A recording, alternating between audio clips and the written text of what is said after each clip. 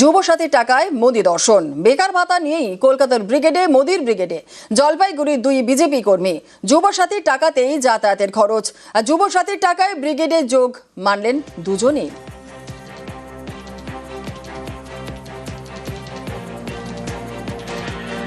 যুবসাথীর টাকায় মোদি দর্শন। বেকার ভাতা নিয়েই কলকাতার ব্রিগেডে মোদির ব্রিগেডে জলপাইগুড়ির দুই বিজেপি কর্মী। যুবসাথীর টাকাতেই যাতায়াতের খরচ আর যুবসাথীর টাকায় ব্রিগেডে যোগ মানলেন দুজনে।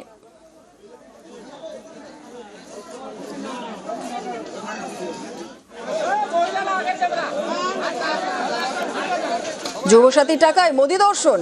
বেকার ভাতা নিয়েই কলকাতার ব্রিগেডে আর মোদির ব্রিগেডে জলপাইগুড়ি দুই বিজেপি কর্মী। যুবসাথীর টাকাতেই যাতায়াতের খরচ, যুবসাথীর টাকায় ব্রিগেডে যোগ মানলেন দুজনে।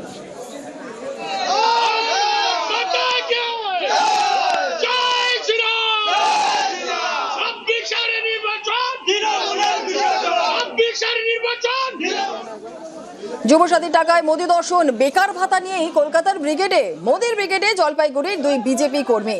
যুবসাথীর টাকাতে যাতায়াতের খরচ। আরো বিস্তারিত জানাবে শান্তনু রয়েছে আমাদের সঙ্গে। শান্তনু, মোদির ব্রিগেডে জলপাইগুড়ির দুই বিজেপি কর্মী যুবসাথীর টাকাতে যাতায়াতের তারা খরচ তুলেছেন, ঠিক কি জানা যাচ্ছে?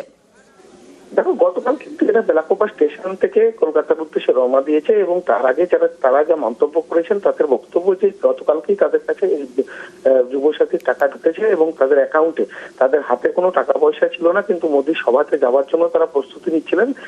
এই যুবসাথীর টাকা তাদের যাতায়াতের খরচ বা যাতায়াতের ক্ষেত্রে অনেকটাই সুবিধা করে দিবে, সেটা দরাজ গলাতে তারা দাবি করেছেন। এবং ঘটনায় কিন্তু রাজনৈতিক মহলে চাঞ্চল্য ছড়িয়েছে, কারণ তারা সরাসরি স্বীকার করছেন তাদেরকে যে টাকাটা দেওয়া হয়েছিল তারা এই সভাতে যাওয়ার জন্যই খরচ করবে এবং তার জন্য তারা যথেষ্ট উৎসাহিত। সেই বক্তব্য কিন্তু তারা একেবারে ক্যামেরার সামনে প্রকাশ করেছেন এবং তাদের বক্তব্য রয়েছে যে তাদের যাতায়াতের ক্ষেত্রে এটা যথেষ্ট সুবিধা হচ্ছে, কিন্তু উদ্দেশ্য ছিল এই টাকা দিয়ে যাতে বেকার যুবকরা তাদের ফর্ম ফিল আপ করতে পারে বা তাদের যে মাসের যে খরচ রয়েছে অন্যান্য খরচ, সেক্ষেত্রে এই টাকাটা বরাদ্দ করেছিল রাজ্য সরকার। কিন্তু দেখা যাচ্ছে যে একটি রাজনৈতিক সভায় যাবার জন্য এই টাকাটা খরচ করা হচ্ছে, এই নিয়ে কিন্তু রাজনৈতিক মহলেও কিন্তু চাঞ্চল্য ছড়িয়েছে, কারণ এরকম একটি টাকা একটা উদ্দেশ্যে দেওয়া। একেবারে ধন্যবাদ। আমার হাতে অ্যাকচুয়াল টাকা ছিল না, আমি ভাবছিলাম যেতে হয়তো পারবো না, কিন্তু কালকে রাতেই আমাদের যুবসাথীর টাকা 1500 ঢুকে গেছে। আমি সেই টাকা তুলে নিয়ে আজকে মোদিজি জমায় যাচ্ছি। জয় শ্রীরাম। সকালবেলা কোনো টাকা ছিল না, দিদির টাকা আজকে অ্যাকাউন্টে ঢুকেছে, তো সেই টাকায় আজকে মোদিকে দেখতে যাচ্ছি। হ্যাঁ, যাতায়াত হয়ে যাবে।